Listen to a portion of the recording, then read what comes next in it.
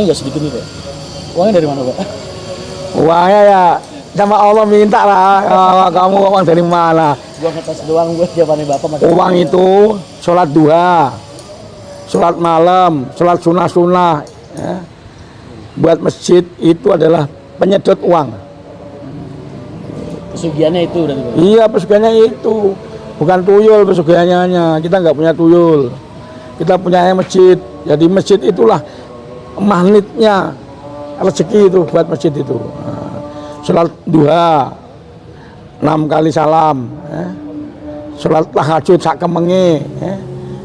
Sholat subuh berjamaah jangan sampai ketinggalan, qobliyahnya dijalankan, zuhur, asar, maghrib, isya, subuh lagi, sholat malamnya jangan ketinggalan.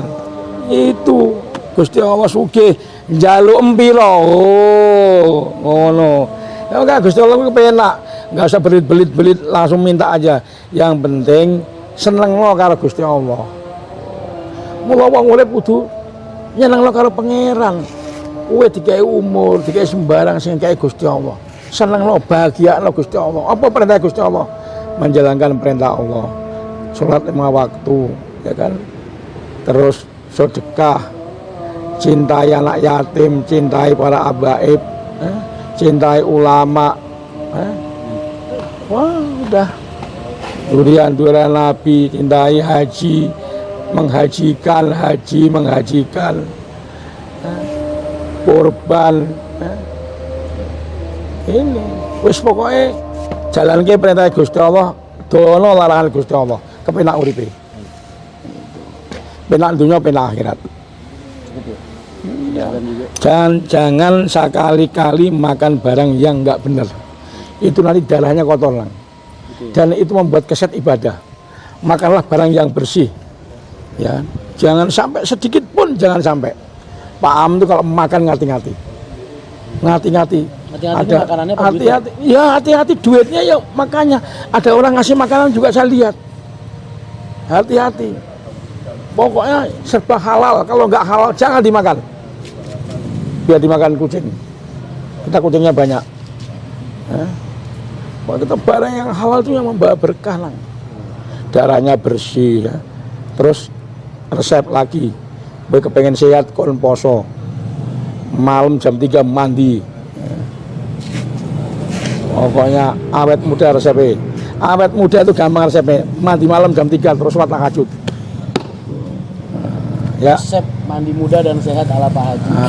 Dan puasa. Puasa itu dikasih 2 kenikmatan.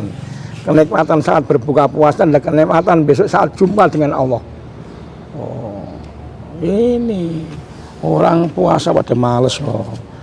Jaluke instan, randuwe jaluke dukun. Dukune malah tuh jaluki. Ya kan? Dukun wong sing teka-teka ngono iku wis tenan. Jangan sekali-sekali kamu mendatangin paranormal tukang-tukang tebak dukun 40 hari 40 malam tidak diterima sama Allah ibadah kita. Kalau terus no bisa musyrik kita. Oh. Hindari perdukunan, hindari kemaksiatan, hindari hal-hal yang syirik. Berjiwa besar dan berjiwa ikhlas. Hiduplah seperti padi. Padi itu tunduk ke bawah. Ya kan padi yang berisi loh ya. Di situ dimanfaatkan, berasnya dimakan kita, daminya dimakan sapi, kebu, hewan dan lainnya, suketnya bisa dipakan segala macam buat onta, buat wah udah. Sip. Itulah. Ikutin bagaimana ajaran-ajaran Kanjeng Nabi. Mesti selamat. Dan berkah ya. Kita belajar dari kesalahan. Sudah salah jangan diulangi lagi.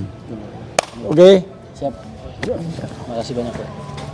Amit Pak. Biar kiai itu belum tentu kayak gitu.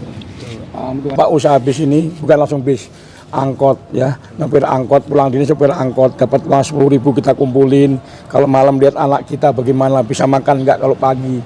Ya, ini ya. 10.000 kita kumpulin, dapat menyopir kita dapat uang 10.000 kita kumpulin. Dulu belum ada yang berani Tangerang Serpong karena di situ banyak hantu. ya kan? Banyak hantu yang nggak kelihatan kalau malam kadang-kadang, kan? Tapi kita tentara nggak kenal hantu, tetap kita jalan, ya kan? Yang penting nawa itu kita, kan kita ada ayat kursi, ada Qul a'udzu birabbil nas, ya, pergi semua dia. Pak, dari dulu kan zaman angkutan kota terus sampai bis kan orang persaingannya kan banyak, Mas lihat yang nggak sehat dari zaman angkutan sampai udah di bis. Bapak nyikapinnya gimana? Ya, dilatih dengan senang hati lah. Pak Amwel dimusuhin orang, jawabnya alhamdulillah kok. Nggak apa-apa. Justru kalau orang didolimin, disakitin, itu doanya mustajab. Makanya jangan sekali-sekali kita jahatin orang, dolimin orang. Berbuatlah yang baik kepada siapa saja. Biarpun kamu ini dianiaya. Kecuali kalau yang dimusuhin, kalau yang dirusak agama, kamu harus bertindak. Tapi kalau dirusak kamu, dimusuhin, didolimin, dijahatin, bahkan diludahin pun. Lupa Amin ini pernah dipukulin waktu kecil. Dipukulin, tapi aku nggak pernah balas karena aku merasa anaknya orang nggak punya. Apa yang buat balas? Makanan susah, ya itulah. Belajar dipukulin ini jadi orang ikhlas akhirnya. Ya alhamdulillah. Doain yang mukulin, mudah-mudahan untuk hidayah. Mudah-mudahan dia dapat hidayah, ya dari Allah, dia tobat, dia jangan takabur, jangan sombong. Karena apa? Kesombongan adalah awal dari kehancuran. Pokoknya buatlah hati kamu yang baik. Jaga rumah tangga kamu yang baik, jaga anak istri yang baik, didik yang baik, giring ke masjid. Ya alhamdulillah, bapakmu membangun masjid 6 kali, mungkin bisa lebih. Tidak pernah minta sama siapa-siapa.